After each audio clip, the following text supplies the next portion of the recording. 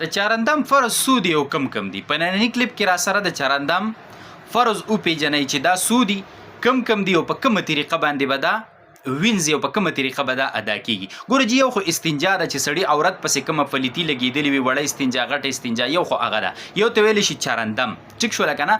دې ته دا چارندام ویلم د دې وجې سي چې څلور اندامونه په دې کې څه دي، هغه وینځل دا فرض دي. درې پکې وینځل دي او یو باندې مسه کول دي په سر باندې. نو دا د دې طریقې کار څه دی، دا به په کومه طریقه باندې وینځي او د دغه اندامونو چې کم فرض حدود دي چې هغه وینځل فرض دي، نو هغه کم کم دي. نو ګوره جي دا مسله ځان سره یاد ساته چې په چارندام کې څلور دا فرض دي. جی ښه، د دې وجې نه دې ته څه ویلی شي؟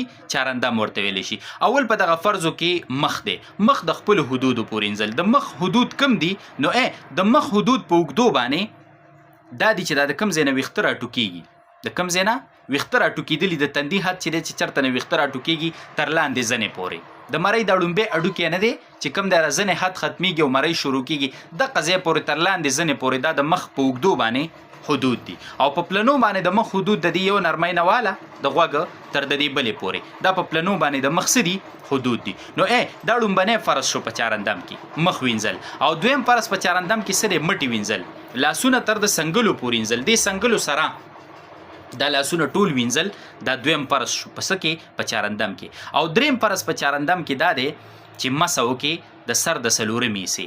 د سر په دې کوم ځای نه چې دا ویښته دي که نه، دې ځای باندې چې لاس کېدی، یو لاس کېدی، بیا دویم کېدی، بیا دریم کېدی، نو څلورم سره داسې سر دا څلور حصې سر شو په دې طرف باندې داسې.